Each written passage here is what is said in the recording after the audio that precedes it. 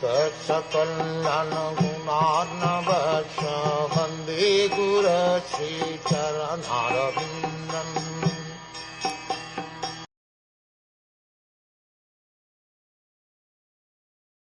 The palace of the king was surrounded by walls made of marble, with many engravings made of valuable jewels like sapphires, which depicted beautiful women with shining jewel lamps in their hands.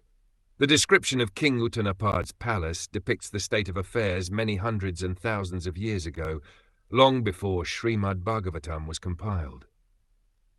Since it is described that Maharaj Dhruv ruled for 36,000 years, he must have lived in the Satya Yuga, when people lived for 100,000 years. The life durations in the 4 yugas are also mentioned in the Vedic literature. In the Satya Yuga, people used to live for 100,000 years. In the Treta Yuga, people lived for 10,000 years. In Dvapara Yuga, they lived for 1,000 years. And in this age, Kali Yuga, people may live up to 100 years. With the progressive advance of each new yuga, the duration of human life is reduced by 90%, from 100,000 to 10,000, from 10,000 to 1,000, and from 1,000 to 100. It is said that Dhruv Maharaj was the great-grandson of Lord Brahma. This indicates that Dhruv Maharaj's time was in the Satya Yuga, in the beginning of creation. During one day of Lord Brahma, as stated in the Bhagavad Gita, there are many Satya Yugas. According to the Vedic calculation, at the present moment, the 28th millennium is current.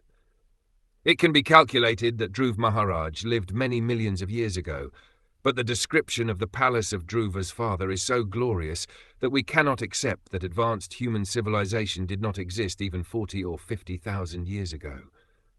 There were walls like those in the palace of Maharaj Uttanapada, even very recently, during the Mughal period. Anyone who has seen the Red Fort in Delhi must have marked that the walls are made of marble and were once decorated with jewels. During the British period, all these jewels were taken away and dispatched to the British Museum. The conception of worldly opulence was formerly based mainly on natural resources such as jewels, marble, silk, ivory, gold and silver.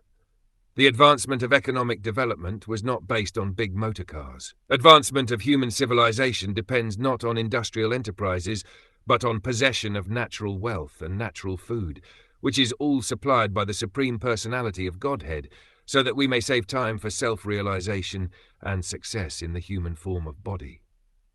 Another aspect of this verse is that Dhruv Maharaj's father, Uttanapad, would very soon give up attachment for his palaces and would go to the forest for self-realization. From the description of Srimad Bhagavatam, therefore, we can make a very thorough comparative study of modern civilization and the civilization of mankind in the other millenniums, Satya Yuga, Treta Yuga, and Dvapara Yuga.